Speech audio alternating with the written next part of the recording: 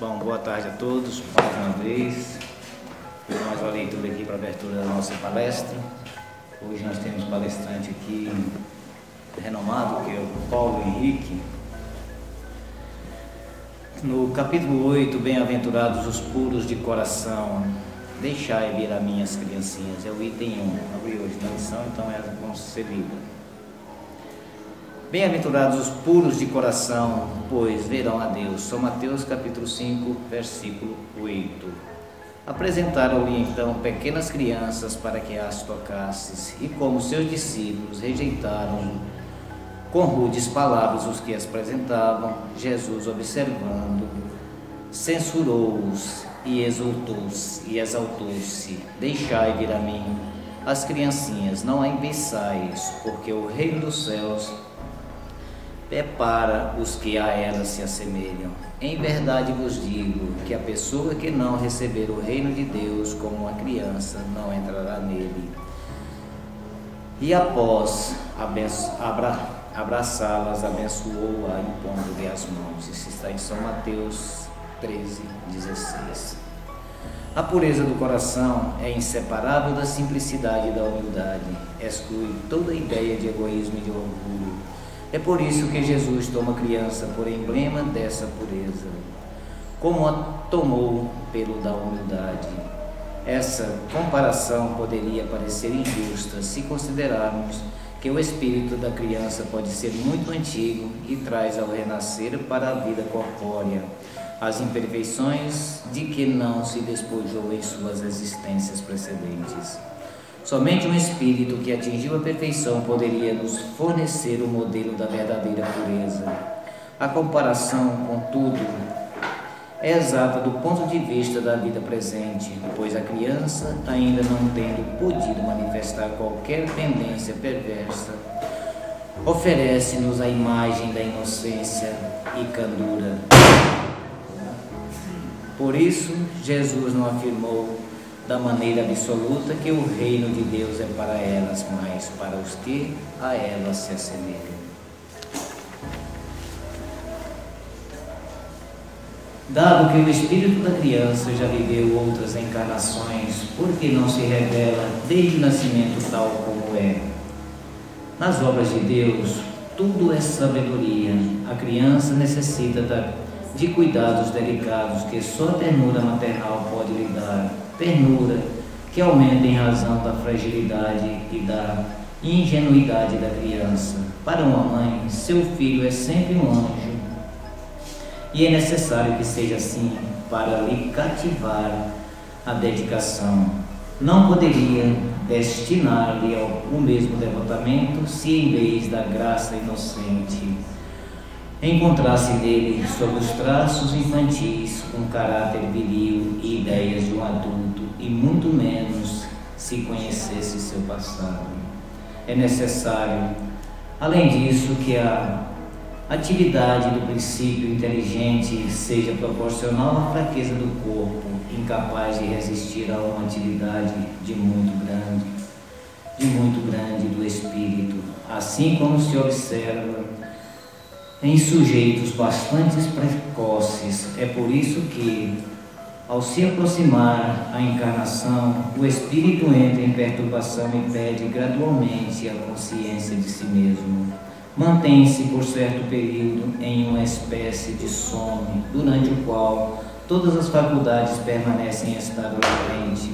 Referido estado transitório é necessário para dar ao espírito um ponto de partida e fazê-lo esquecer em sua nova existência terrena tudo o que poderia entravá-lo seu passado. Entretanto, reage sobre ele, que renasce para a vida maior, mais robusto, moral e intelectualmente, sustentado e secundado pela intuição que conserva da experiência adquirida. A partir do nascimento, suas ideias retomam impulsos gradualmente, à medida que os órgãos se desenvolvem. Daí, se pode afirmar que no decorrer dos primeiros anos, o espírito é verdadeiramente criança, pois as ideias que lhe constituem a essência do caráter ainda estão adormecidas durante o período em que seus instintos permanecem hibernados, acho que é isso mesmo, hibernados, ele é mais maleável e por isso mesmo mais acessível às impressões capazes de lhe modificar a natureza e fazê-lo progredir, o que torna mais fácil a tarefa imposta aos pais e às mães. O Espírito reveste, pois, temporariamente o manto da inocência, e Jesus expressa a verdade quando, apesar da anterioridade da alma, toma a criança por emblema da pureza e simplicidade. Pois é, se nós lembrássemos de tudo que fizemos em outras vidas, né? Era difícil progredir, porque talvez falharíamos mais ainda, cairíamos no abismo do passado. Talvez já arrependamos muito do que fizemos nessa vida, né? Poderia ter mudado muitas coisas. Imagine se soubesse que fizemos em vidas passadas, na outra vida, daqui 100 anos atrás, 1000 anos atrás.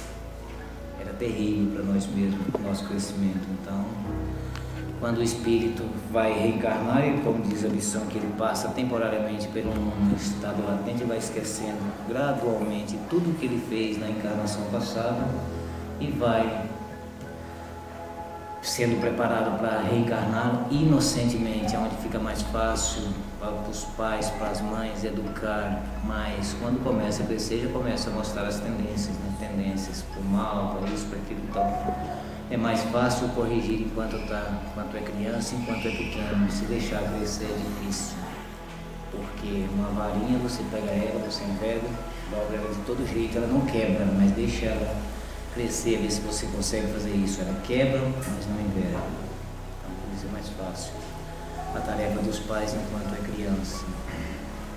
Nas palestras da Nete Guimarães, que eu gosto muito, assim, fala da reencarnação, sobre o modo científico da reencarnação, né? Tem muito boas palestras, que mostra a reencarnação do início até o complemento da reencarnação, que é por volta dos 7 anos de idade. Até os 7 anos ainda estamos em fase de reencarnatória. Então até lá é fácil modificar algumas coisas, passou disso começa a ter dificuldade. Então é isso aí. Vamos fechar os olhos mais um instante, vamos entrar em comunhão com o nosso Pai Maior, com o nosso Mestre amado Jesus, com nossa Mãe Santíssima. Em primeiro lugar, agradecer por mais essa lição, por mais esse instante, por mais essa tarde, por mais esse acolhimento aqui na Casa Maria de Nazaré. Enfim, agradecer por tudo. E em segundo lugar, pedir que nos abençoe, que nos fortaleça. Pedir a bênção para o nosso palestrante, que seja inspirado, que possa transmitir o recado de maneira fácil para que todos possam compreender. E assim, com a bênção de nosso Pai Maior, do nosso Mestre amado Jesus, de nossa Mãe Santíssima, damos iniciada a nossa palestra de hoje, que assim seja. Bom, vou roubar um tempinho do Paulo aqui, só um pouquinho, só uns 2 minutos, só meia hora. Tá bom, vou contar uma história. Tânia era trabalhadora de uma casa espírita, grande trabalhadora. Chegava com a filhinha recém-nascida, apresentava com todo orgulho: essa é minha filha, essa é meu tesouro, essa é meu sol, essa é minha luz. Só que a criança era deficiente, não falava, não gesticulava praticamente nada. No decorrer do tempo foi passando, mas sempre Tânia chegava sorrindo, alegre, e apresentava a filhinha: essa é minha filha, meu tesouro, minha luz. Chegava em casa, punha a criança no berço, abria as cortinas, falava: aqui minha filha, as cortinas azuis que a mamãe botou na janela, florida, olha o sol como está lindo, olha o dia maravilhoso. E aí o tempo foi passando, 4, 5 anos, 6 anos, 7 anos. Aos 15 anos de idade já a menina não tinha crescido porque era totalmente debilitada, não falava, não gesticulava, mas a mãe, com todo o devotamento, com todo o carinho, cuidou dela até os 15 anos de idade. Aí, infelizmente, chegou o dia que a criança foi-se. Ao chegar na casa espírita à noite, na reunião mediúnica, um espírito, através de uma médium, transmitiu um recado assim: Mamãe, muito obrigado pelo acolhimento, muito obrigado por tudo que fizeste para mim até hoje. Obrigado pelas cortinas azuis floridas, obrigado por abrir as janelas todos os dias, obrigado por tudo. Eu fui preparada para viver 4 anos de idade, 4 anos de vida, mas pelo teu carinho, pelo teu devotamento, pelo teu amor, fui até os 15 anos. Muito obrigado, minha mãe, que Deus abençoe e que te fortaleça sempre. Essa é uma historinha contada pela Ana Jaci Guimarães. Ela tem mais detalhes, mas assim, agora eu pensei, mas é muito bonita a história, porque era uma menina bem deficiente, ela tinha que passar um período reencarnatório só de 4 anos de idade, mas com o amor materno, o devotamento que foi tratada, ela conseguiu ir até os 15 anos de idade. Isso sem falar, sem andar, sem gesticular, mas quando deixou o corpo físico, saiu com uma brancura e uma lucidez impressionante. Foi capaz de dar um recado para a mãe, um conforto maravilhoso. Então essa é uma das historinhas que eu vou passar para vocês. E vou te passar a palavra toda. Muito bem. Boa tarde a todos. Eu acho que o tema ficou muito bem definido, que é a criança, o nascimento, e a gente vai seguindo na mesma linha, porque todos nós viemos de uma mulher, de uma mãe, e uma das missões mais bonitas, mais sublimes da natureza é justamente essa, da maternidade. O espírito, ao reencarnar, ele vai sofrer uma perca de memória, ele vai se reduzir fisicamente, perispiritualmente, até que ele possa se ligar, acoplar a um novo corpo que há de nascer. E quando ele renasce, ele nasce realmente como um livro em branco, sem nenhuma mácula e sem nenhum conhecimento. É como se ele começasse uma nova jornada. Isso é uma bênção de Deus, é um presente de Deus para cada um de nós, porque a partir do momento que a gente nasce, a gente pode tornar-se pessoas novas, perfeitas, boas, de acordo com a nossa vontade. Logicamente, a influência do pai e da mãe é predominante nessa fase. Até os 7 anos, como o Zezé falou, nós temos um livro aberto, em branco, onde a mãe e o pai podem incentivar a criança ao estudo, ao trabalho, ao bem. Alguns pais falham nisso porque jogam nos filhos a carga emocional, as preocupações, os desejos, as fantasias, e aquela criança vai nascendo já carregando nas costas um peso enorme. Algumas crianças, inclusive, ajudam dentro de casa antes dos 7 anos, recebendo também a carga doméstica. Mas, como eu falei, um dos maiores presentes para a mulher é justamente ser mãe. E eu recordo de uma história de uma senhora que o que ela mais desejava era ser mãe. No passado existia uma coisa chamada politeísmo. O que é o politeísmo? O politeísmo é a possibilidade de um homem ter várias esposas. Então, no passado era normal o homem possuir a esposa principal ou esposas principais, algumas concubinas. Isso era encarado como uma coisa natural. E nesta história, o homem, o marido, ele tinha algumas esposas, tinha 3 esposas. E uma delas era Ana. E Ana era ridicularizada porque ela não tinha filho. E o que ela mais queria era ter filhos. E todos os anos o marido, era judeu, ia em peregrinação até Jerusalém para fazer os sacrifícios, fazer as oferendas costumeiras. E Ana, assim como o resto da família, ia junto. Só que ela chegava lá no altar, ela pedia para ser mãe. E ano após ano não engravidava. Então ela já era considerada estéril e era ridicularizada pelas outras mães. Dá uma baixadinha, por favor. Ela era ridicularizada pelas outras mães porque ela era a única que não tinha filhos. E em função disso, uma vez ela ficou lá no altar, enquanto os outros já tinham se retirado. Ela permaneceu no altar, implorando e pedindo para Deus a bênção de ser mãe. O padre, que não é bem padre, o sacerdote do dia, chamava-se Eli. E esse sacerdote viu Ana lá sozinha e ela gesticulava e ela mexia os lábios, mas dos lábios dela não saía a palavra. E aí ele pensou, essa mulher está embriagada, e foi reclamar com ela. Como é que você vem aqui embriagada? É melhor que você siga o seu caminho e deixe de orar aqui na igreja, ficar aqui na igreja, né? Esqueça do vinho. E ela falou, não, o que acontece é que eu sou movida por uma grande mágoa, porque minha família, as esposas de meu marido já têm filho, e eu sou a única que não tem filho nenhum. E aí o Eli, o sacerdote, percebeu que ela realmente tinha uma dor muito grande. E aí ela falou, olha, eu estou falando aqui para Deus, se eu tiver um filho homem, esse menino vai ser consagrado a Deus, ele vai passar toda a vida dele dedicado a Deus, não vai nem cortar os cabelos. E ele falou, olha, seja feita de acordo com a sua vontade, que Deus te abençoe. E aí Ana foi embora. E naquele mesmo dia, ela esteve com o marido dela, e pouco tempo depois se apresentou grávida. E ela ficou muito feliz. Só que ela lembrou da promessa que ela tinha. Agora ela estava grávida e aquela criança era para ser dedicada a Deus. O grande mal nosso, das mães, dos pais, é querer que os nossos filhos realizem os nossos desejos, as nossas promessas, as nossas fantasias. Os nossos filhos são individualidades. É errado, esse é meu ponto de vista, uma mãe prometer pelo filho.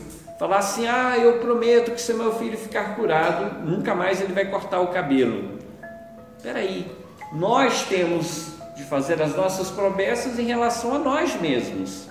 Se a gente quer fazer uma promessa e falar assim, olha, se eu ganhar essa bênção, essa graça de Deus, eu nunca mais corto o cabelo, eu nunca mais como carne, aí é com você, não tem problema nenhum. Se funciona ou não, depende da fé, da dedicação de cada um. Agora, nós não podemos impor aos nossos filhos uma vontade nossa, uma fantasia nossa.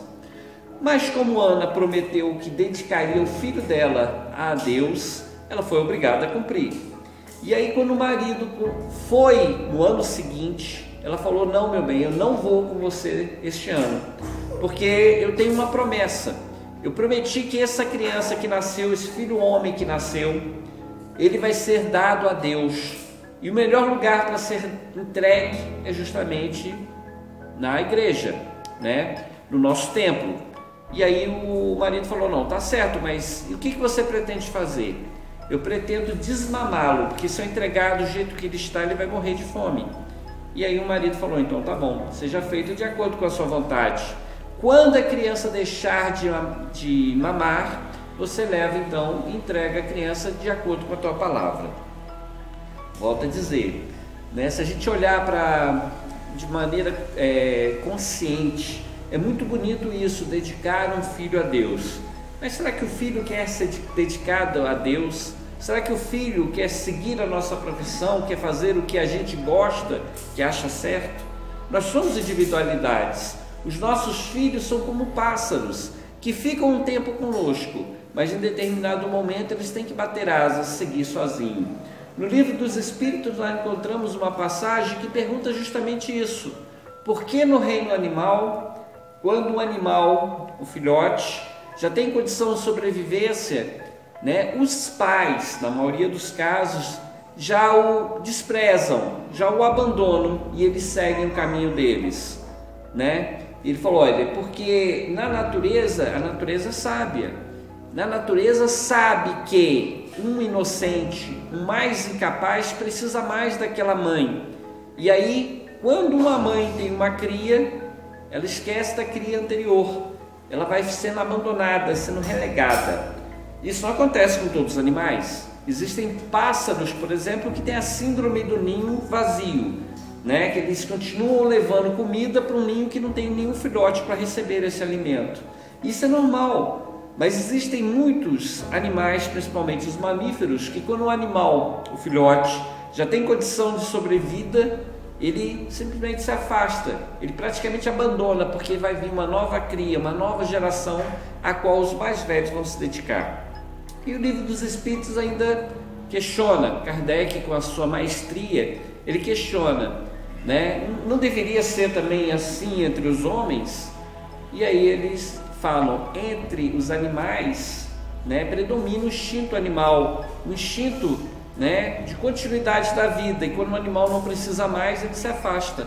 Porém, entre os homens existe um sentimento diferente. Nós somos racionais, nós podemos escolher com quem queremos estar, temos o lado afetivo, racional, emocional, e aí as famílias se unem mesmo depois que as crianças crescem. Os nossos laços de família, né, são para se multiplicar e não para se subtrair. Isso significa que a família que se divide se multiplica, porque a partir do momento que um casa, um se afasta, é como se te ganhasse na família um novo filho ou uma nova filha, um novo genro, enfim, a gente vai agregando pessoas, tá?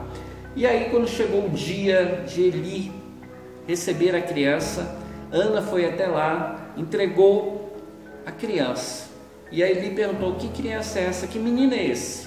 Esse menino se chama Samuel. Samuel é um dos livros que temos na Bíblia. 1 Samuel conta essa história de Ana, do sofrimento de Ana. E Ana ia anualmente levar uma roupa nova, uma túnica nova para o filho, que ficou lá junto com Eli. E Eli, ele era o sacerdote, possuía 2 filhos. Ele era um sacerdote dedicado, ele cumpria todas as prescrições que o sacerdote deve cumprir. Porém, Eli tinha 2 filhos também. Só que esses 2 filhos eram aproveitadores.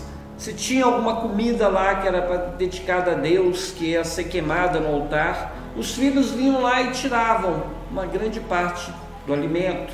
Às vezes não tinha nem sido queimada, porque pela tradição judaica era necessário queimar a gordura, para que aquele cheiro da gordura subisse aos céus e isso fosse agradável a Deus. Essa é a tradição judaica. E os meninos, os filhos de Eli, 2 filhos, eles transgrediam a lei, eles agiam de maneira a forçar o povo a dar prêmios, recompensas para eles. E aí, pelos profetas, pelas indicações mediúnicas, porque também naquela época já existia, havia uma maldição para a casa de Eli, dizendo que os meninos agiam de maneira errada, aconselhando ao pai a chamar a atenção daquelas crianças.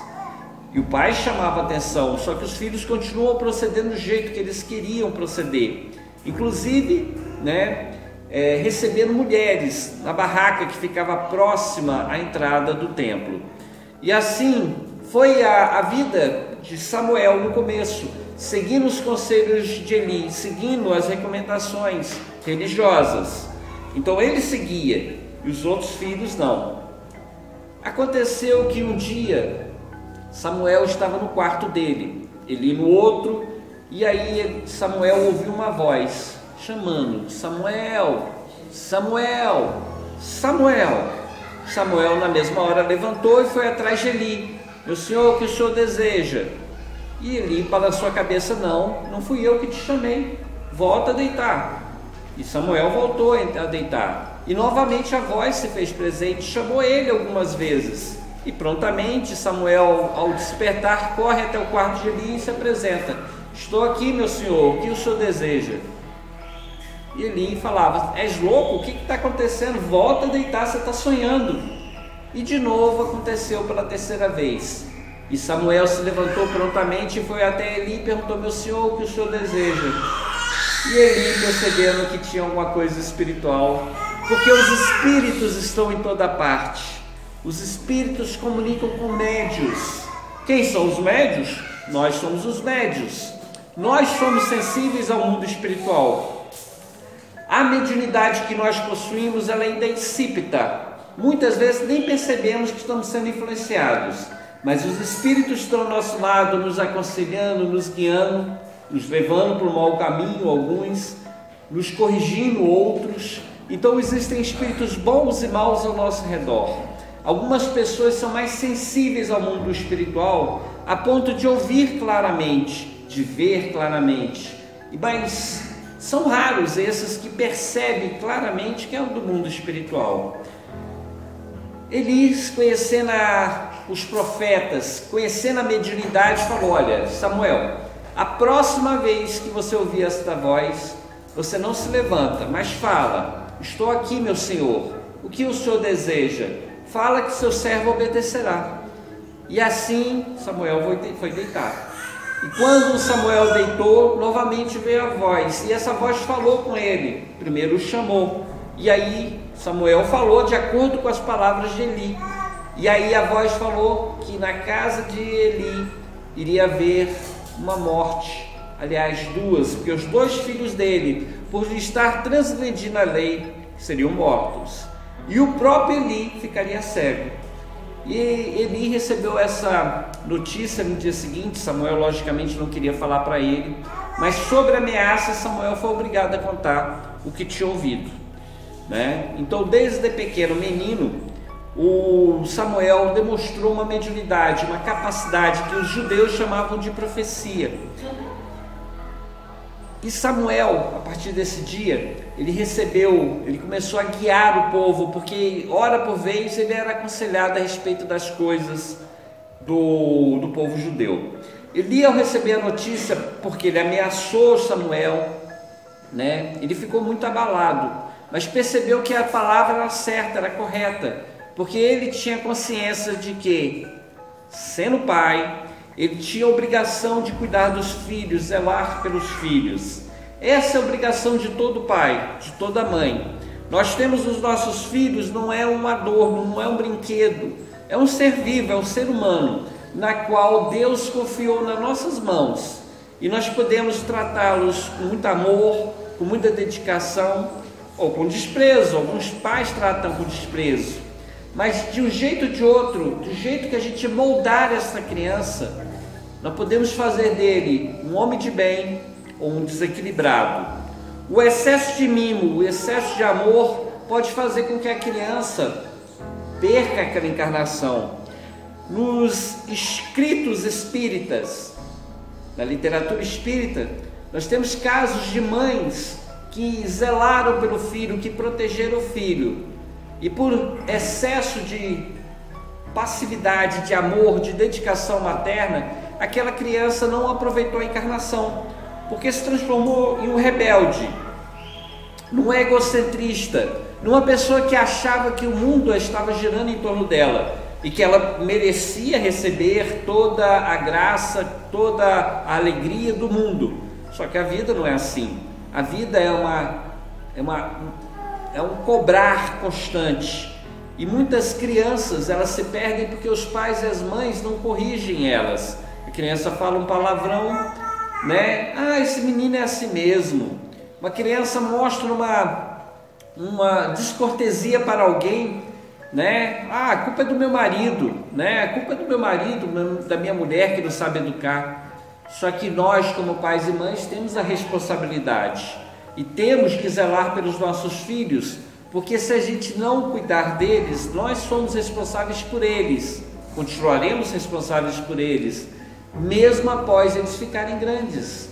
Então nós temos de educar todas as crianças que estão sob o nosso teto, que estão sob a nossa responsabilidade. Quando eu falo isso, eu estendo a obrigação de pai e mãe também para os avós, para os tios, para aquelas pessoas que moram dentro da casa. Se uma criança está em desequilíbrio, nós temos a obrigação de botá-las no bom caminho, através do conselho, através do trabalho, do estudo. Sim, o trabalho e o estudo são essenciais. Qual o problema até de um bebê? Ajudar a guardar os brinquedos que ele mesmo espalhou. Qual o problema de uma criança lavar o próprio prato? Não há problema, é educação. De pouquinho em pouquinho a gente vai moldando os nossos filhos para a educação, para o trabalho, para o respeito, tá? Nós temos de ensinar o respeito para as nossas crianças. Se nós não ensinamos o respeito, daqui a pouco nós não vamos poder reclamar, porque elas nos desrespeitam.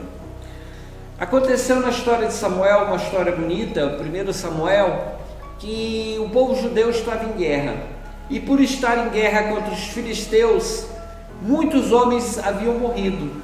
E assim o povo judeu pediu, o povo hebreu, pediu que a Arca da Aliança, onde eles acreditavam que habitava o próprio Deus, o símbolo de Deus estava lá, eles pediram que a Arca da Aliança viesse para a batalha.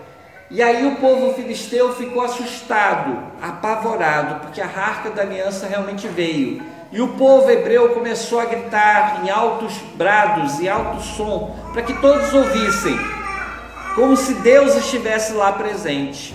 E diz lá na Bíblia, Samuel, que o povo filisteu se atemorizou, porque o próprio Deus, uma coisa que nunca tinha acontecido, estava presente no arraial dos hebreus. E eles ficaram com medo porque eles sabiam da história da saída do povo hebreu, das pragas do Egito, a saída do povo hebreu do Egito, onde teve as pragas, onde teve a morte do primogênito, e eles se atemorizaram. Porém o povo inimigo, falou: nós não queremos ser escravos dos hebreus, então vamos lutar com muito mais garra, muito mais força. E quando aconteceu a batalha, 30.000 homens hebreus morreram. Não sei quantos dos filisteus morreram, mas a Bíblia relata que 30.000 homens, e a própria Arca da Aliança foi capturada. Isso foi um desastre enorme, desequilíbrio enorme para o povo hebreu, Mas, focando na nossa história, quem levou essa Arca da Aliança, quem era o guardião dessa Arca da Aliança, eram os 2 filhos de Eli. E os 2, de acordo com a profecia colocada lá por Samuel, os 2 morreram no mesmo dia, porque eles eram guardiães da arca. E Eli ficou cego, e ao receber a notícia, já estava cego por causa da idade, e ao receber a notícia que os 2 filhos haviam morrido, de acordo também com a profecia, ele estava sentado em uma cadeira perto do altar lá, ele virou para trás, bateu a cabeça e morreu na hora, cumprindo-se assim toda a profecia de Samuel, tá? Então nós não sabemos o que será o nosso filho. Samuel se transformou em um profeta, em um médium.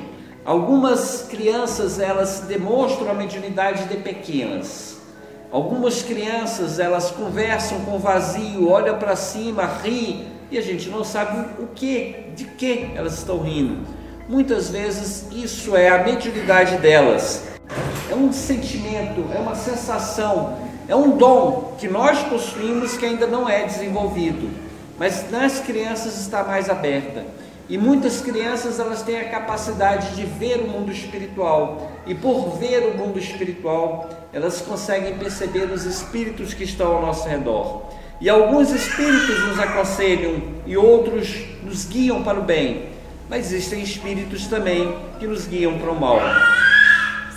Como sou evangelizador, a gente gosta de contar historinhas para as crianças. E lá no livro Alvorada Cristã nós temos uma história de Ney Lúcio que eu acho bem interessante. É uma história que às vezes a gente conta aqui, mas eu acho bem a propósito, porque ela conta que o espírito da maldade estava passeando, procurando alguém para servir de instrumento, para fazer a maldade. E aí, esse espírito mau encontra uma árvore onde tinha um ninho e tinha passarinhos, e esse espírito da maldade vai passeando. E primeiro encontra crianças em uma casa, 2 crianças estudando. E aí o espírito da maldade sopra no ouvido delas, para que elas levantassem e fossem lá matar passarinho. Vamos matar passarinho, diz o espírito da maldade. As crianças não vão, porque estão ocupadas, estão estudando naquela hora. Mais na frente, em outra casa, o espírito da maldade chega, encontra uma menina na pia, e essa menina estava lavando louça, e o espírito da maldade fala para ela: minha filha, vamos lá matar passarinho. E ela até pensou em matar passarinho, mas tinha tanta louça para lavar que ela se distraiu trabalhando.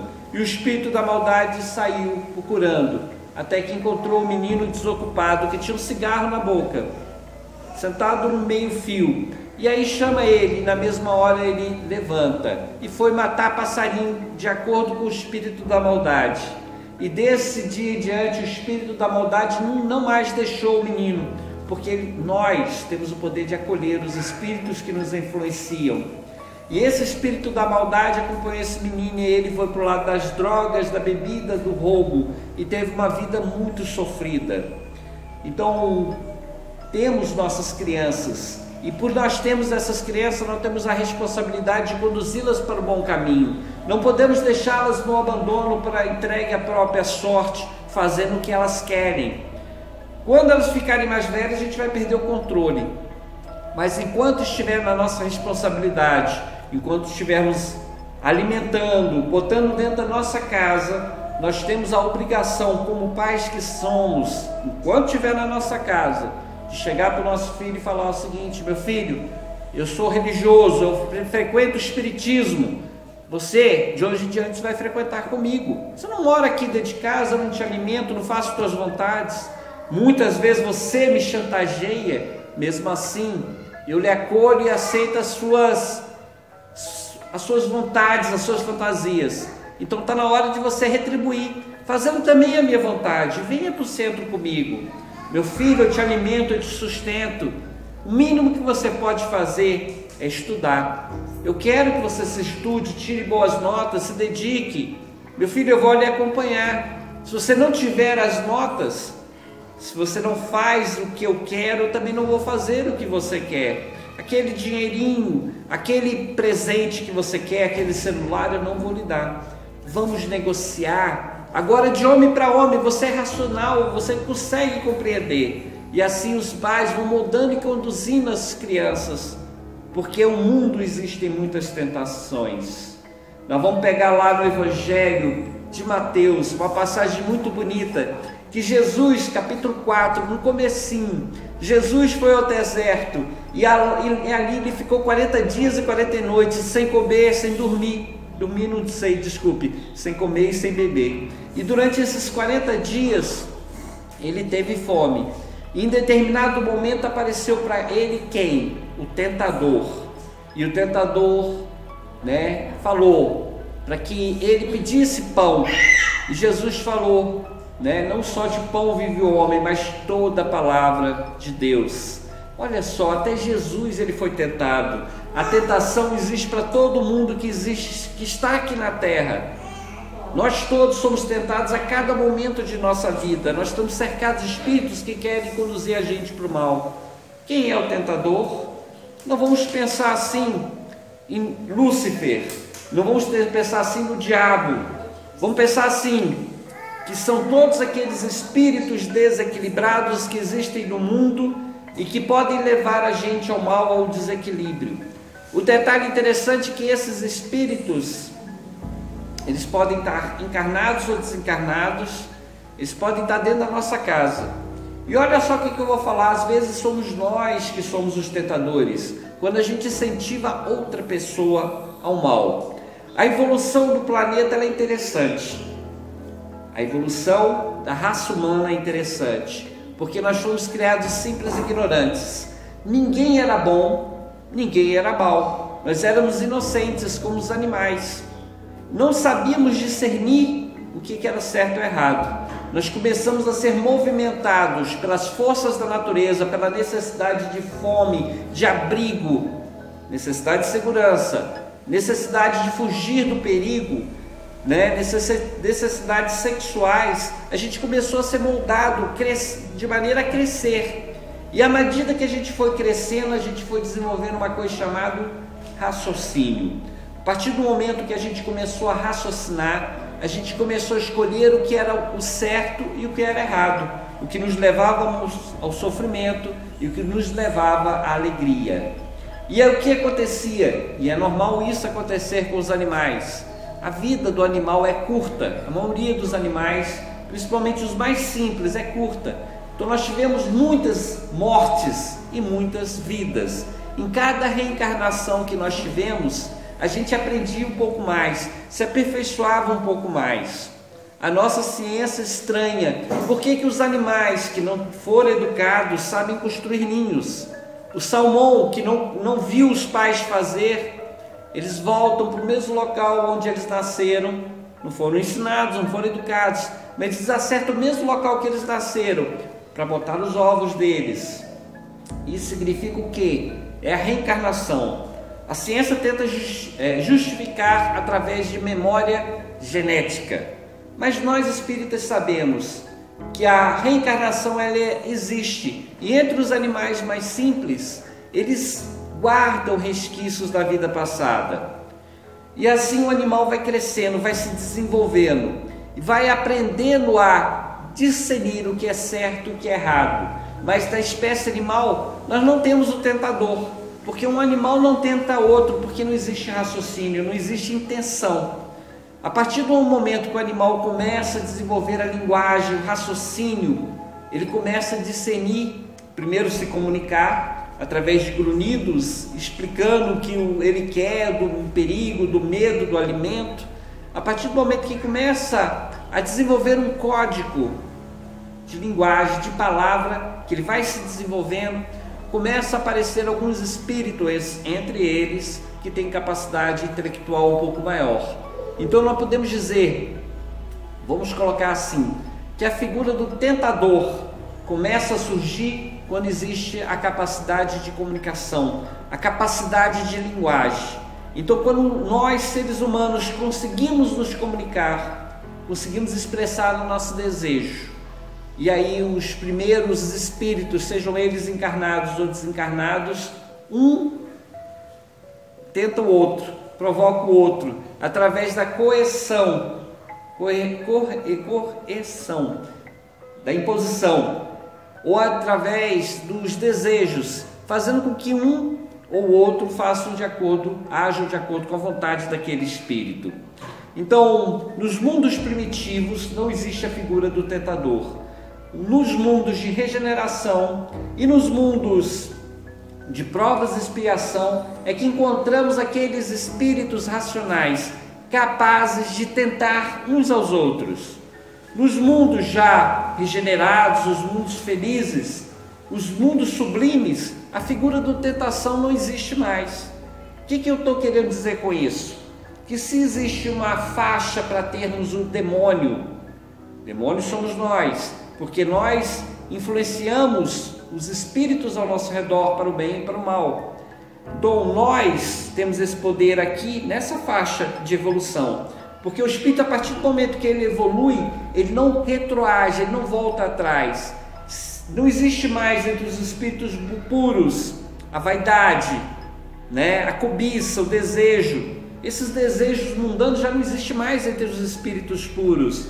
Por isso a gente acha até pueril, infantil, a ideia de um espírito puro, Dizem que o anjo Lúcifer era o espírito puro, o mais belo entre os anjos, ter cedido à tentação de ser a cobiça, de ser maior que Deus. Então, se existe a possibilidade da evolução, esse espírito puro, se ele é puro mesmo, ele não retroagiria, não brigaria com Deus a ponto de derrubar 1/3 dos anjos do céu.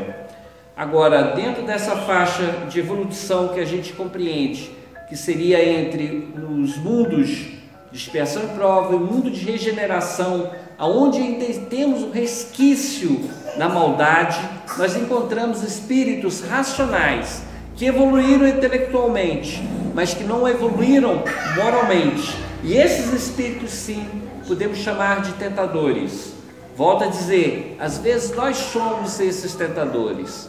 Para vencer a tentação é necessário fazer uma coisa que Jesus nos disse. Normalmente eu repito aqui, orar e vigiar. E mais uma vez a gente volta a essa lição de Jesus. Temos sim que orar e vigiar, manter o pensamento equilibrado, porque a oração não é só ficar ligada a Deus, pensando em Deus, mas a oração também é a gente manter a mente ocupada com boas coisas, com uma boa leitura, com um bom estudo, com um bom filme, com uma boa conversa. Mas temos que nos precaver que existem maus filmes que nos induzem à violência, que chamam a vingança, de justiça. Então nós temos que ter cuidado com isso, que tudo que excita ao mal, ao desequilíbrio, à droga, é errado. Então uma conversa que nós temos, que nos leva ao desequilíbrio, que nos faz cair emocionalmente, vibratoriamente, é uma coisa ruim. Então nós temos que ter o nosso pensamento equilibrado, ligado a Deus, aos bons e às coisas boas. Vigiar. Temos que vigiar o que está acontecendo ao nosso redor. Vigiar o nosso próprio comportamento, porque tem hora que nós nos comportamos de maneira errada. Nosso filho fala um A, a gente fala um alfabeto inteirinho, xinga, briga, esperneia. A gente exagera, porque não vigiamos o nosso comportamento. Às vezes está numa festinha e a gente se permite a beber. Por que não? Está todo mundo bebendo, comer. Por que não? Está todo mundo comendo. Só que a gente exagera na bebida e exagera também na comida. Então nós temos que ter muito cuidado e vigiar o nosso comportamento para que a gente não caia no pecado, no mal, no desequilíbrio. Nós somos responsáveis pela nossa vida, pela nossa harmonia, e temos de vigiar ao nosso redor, porque as pessoas nos influenciam. Quantas vezes a briga que nós temos com o marido, com a mulher, com a família, nada mais é do que o incentivo de parente, de amigo, de pessoas próximas que estão lá, que estão incentivando a gente à violência, a brigar. Se fosse comigo, eu não deixava. Eu respondia desta ou daquela maneira. Então nós temos que ter essa prudência, esse conhecimento. As pessoas nos influenciam e nós temos de aceitar essa influência quando ela é positiva, mas temos de filtrar essa influência quando elas nos levam ao desequilíbrio. Do mesmo jeito que temos de orar e vigiar o nosso comportamento, o papel do pai, o papel da mãe é aconselhar e guiar os filhos. Nós somos responsáveis pelos nossos filhos. E toda vez que nós vemos uma má inclinação, um desequilíbrio de nosso filho, nós temos que chamar a atenção, de preferência na hora. Se o filho está mentindo, a gente vai perguntar: como é que é essa história mesmo? Espera aí, deixa eu verificar. Se uma criança aparece com um brinquedo dentro de casa, um carrinho, uma boneca, um lápis, não, de quem é esse lápis? De quem é essa boneca? De quem é esse carrinho? Não fui eu que dei. Eu achei. Então vai botar lá no mesmo lugar, porque se não é seu, é de alguém. E alguém vai procurar, e vai procurar no local que perdeu. Se você traz para casa, a pessoa não vai achar. Me deram. Tudo bem, se te deram não tem problema. Quem foi que te deu? Foi Maria, foi José. Vamos até a casa de Maria, vamos até a casa de José confirmar. É uma atitude mínima dos pais, porque nossos pequenos atos vão educar as nossas crianças. Se a gente simplesmente fizer vista grossa quando a criança fizer o errado, ela vai continuar errando. E o pior, um erro leva a outro. Assim como uma mentira leva a outra, um erro leva a outro. Eu gosto muito de televisão, sou viciado na televisão. E de vez em quando eu vejo alguns filmes que nada mais são do que uma lição de vida para nós. Uma pessoa mente, trai a esposa e é vista, né? Então, primeira coisa, a pessoa está traindo, já é uma coisa errada. Quando ela comete esse erro, ela tenta esconder do mundo. Aí vem a mentira. E aí quando ela é vista por alguém, ela acaba pagando uma chantagem, né? Paga um dinheiro para a pessoa que viu. E assim vai, de um erro a outro, e nos filmes geralmente leva à morte, né? Acaba com alguém morrendo em função de um erro banal, um erro simples, uma falta de verdade, uma traição. Então, para que a gente não caia nessa armadilha, vamos confessar os nossos erros, como ensina para nós São João Batista, que falava: arrependei-vos de vossos pecados. E além do arrependimento, também confessa. Você errou? Errei. Então confessa que você errou e não faça mais. Aí já vem a lição de Jesus. Porque se a gente está no erro, a gente sabe que é errado, nada nos impede de a gente parar de errar. Então, para de errar, primeira coisa. E não volte a errar, não peques mais. Porque se você continua no caminho errado, a consequência sempre será a mesma. Senhores, Essa era a ideia que eu queria passar para vocês. A lição foi muito boa a respeito da criança, né? A criança, o espírito da criança é muito mais velho do que aparenta. Ali tem um espírito que pode ter mais experiência que a gente, mais conhecimento que a gente, mas se está na nossa mão, se está na nossa casa, se está na nossa família, é responsabilidade nossa. No futuro podemos aprender com ele, com os nossos filhos, mas enquanto eles são crianças, adolescentes, eles têm que aprender com a gente. E o que nós podemos ensinar para os nossos filhos é a ética, o respeito, o amor ao trabalho, o amor à leitura, ao estudo. Isso nós podemos passar. É esta nossa responsabilidade. Que Deus abençoe a todos nós.